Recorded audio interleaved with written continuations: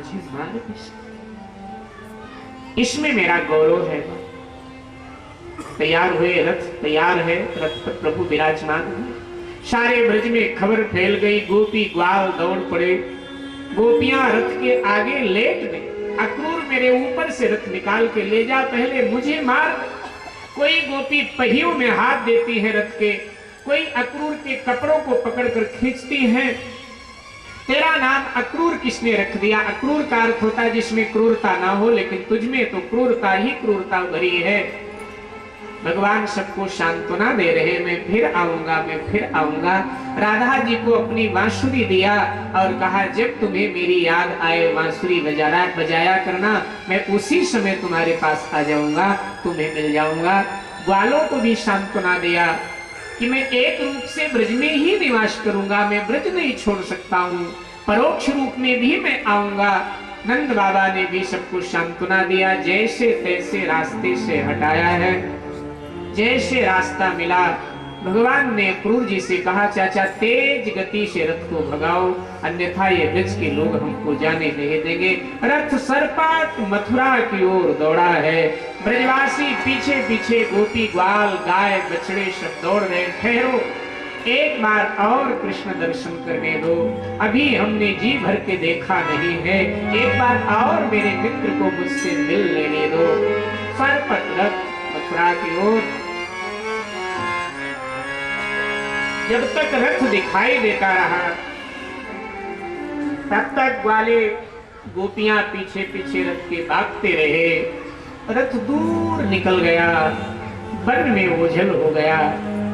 वापस आए हैं, जहां तहां ठगे से खड़े हुए हैं। कोई गायों के पास खड़ा होकर रो रहा है, कोई वृक्ष की डाल पकड़ के रो रहा है, कोई वृक्ष को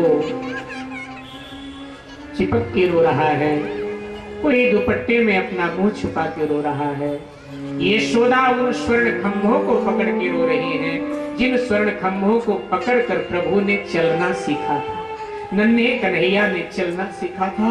उनको पकड़कर अचेतन अवस्था, आंख खुली है, मुंह खुला है, जिस हाल में कृष्ण को विदा किया उसी हाल में मां आवाज खड़ी खड़ी रो रही।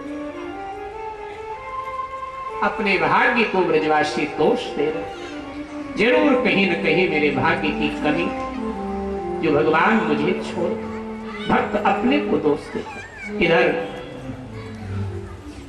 अक्रूर जी को गर्मी लगी, यमुना स्नान के लिए अक्रूर जी रथ रोककर यमुना में प्रवेश कर गए।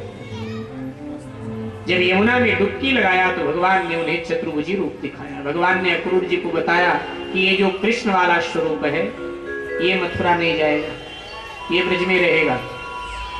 बांसुरी वाला स्वरूप, मथुरा तो मेरा चतुर्भुजी विष्णु वाला स्वरूप जाए, ये बताने के लिए अपना स्वरूप दर्शन कराया।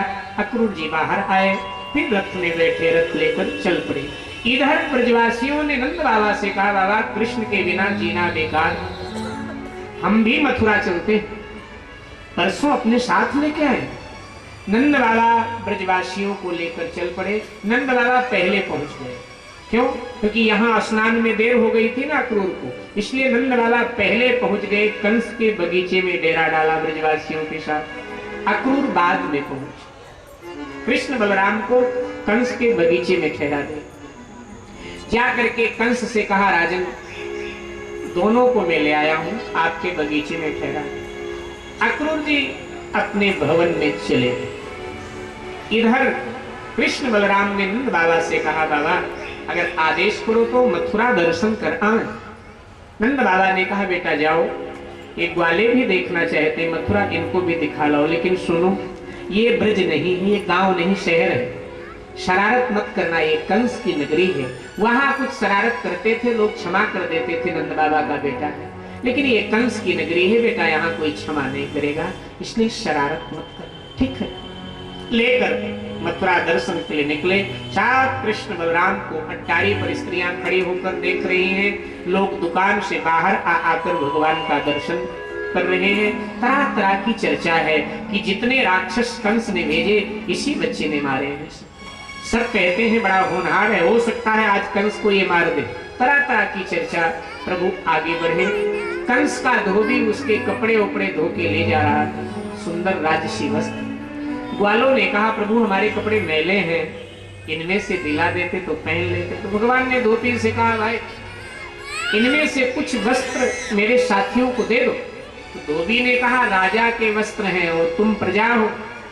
भगवान ने कहा तो क्या हो, राजा प्रजा से ही राजा होता है, प्रजा की संपत्ति पर राजा का पूर्ण अधिकार है, उसी प्रकार से राजा के संपत्ति पर प्रजा का भी पूर्ण अधिकार है। अगर प्रजा के पास ना हो तो देश के राजा को देना चाहिए। तो ये प्रजा नंगी है, मैले कपड़ों में है, इसलिए राजा को देना चाहिए, तो दे दो। तो धोबी ने अपशब्द भगवान को कहा। भगवान को क्रोध आया, बलराम जी की तरफ देखा, क्या करूं? बलराम जी ने कहा जो तुम्हारी इच्छा हो। धोबी का पांव पकड़कर पृथ्वी पर पटक दिया, धोबी का प्राणांत हुआ। आगे बढ़े, कंस की एक दासी है जो कुब्जा के नाम से जानी जाती है। ये त्रेता युग की शूर्पणखा। रावण मर गया, ये मरी नहीं, इसने भगवान की तपस्या किया, शिव जी की। शिव जी प्रसन्न हुए, क्या चाहती? बोले मैं चाहती हूं भगवान मुझे एक बार अपने सीने से लगा।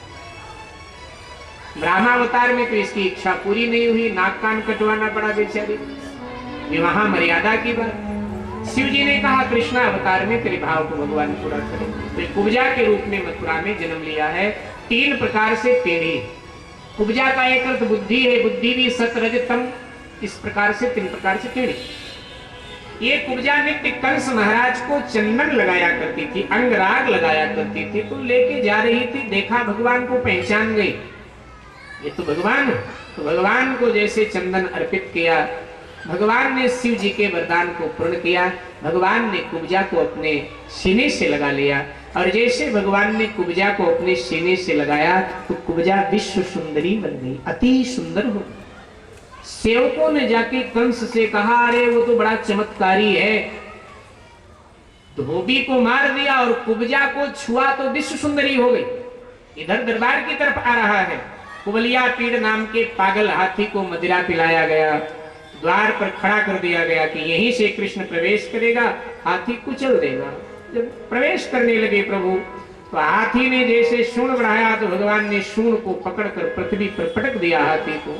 हाथी का प्राणांत हुआ, उसके दांत दोनों उखाड़ करके कृष्ण बलराम प्रतीक के रूप में लेकर के दरबार में मामा के पहुंच गए। भांजे ने मामा का दर्शन किया और मामा ने भी अपने भांजे को निहारा। यथोचित आसन पर बिना कहे भगवान बैठ गए। कंस ने इशारा किया चाणूर मुष्टिक को, शत्रु कब्जे में है, इसका काम कर दो। चाणूर मुष्टिक अखाड़े में कूद पड़े, नगाड़े पर चोट हुई। कहा है कोई अपनी मां का लाल जो हमसे हाथ मिलाए? बार बार कृष्ण की तरफ इशारा करके कहने लगे। इधर नंद बाबा भी ग्वालों सहित दरबार में पधारे। कृष्ण ने नंद बाबा की ओर देखा, बाबा समझ गए कि जो यशोदा ने कहा था वो सत्य है। यशोदा कह रही थी सम्मान के लिए नहीं, मारने के लिए बुलाया। नंद बाबा ने कहा बेटा मरता क्या नहीं करता, इसलिए ऐसे मरने से अच्छा है कुछ करके मरना चाहिए। जो इच्छा हो तेरी कर। यमुना मैया की जय हो, गौ माता की जय हो कह करके भगवान अखाड़े में कूद पड़े। चाणूर और भगवान कृष्ण आपस में भिड़ने लगे, मुष्टिक और बलराम आपस में भिड़ने लगे, एक दूसरे पर घूसे से लात से प्रहार करने लगे। इधर पटक, उधर मार, उधर उछाल। कुछ ही क्षणों में भगवान ने चाणूर का और बलराम जी ने मुष्टिक का संहार कर दिया। कंस ने सेना को आदेश दिया, क्या देख रहे? तो बन बन फिरत चरावत गैया, अहिर जाति कामरी उड़ैया। राधे श्याम श्याम श्याम राधे श्याम, श्याम राधे श्याम श्याम श्याम राधे श्याम। बन बन फिरत चरावत गैया,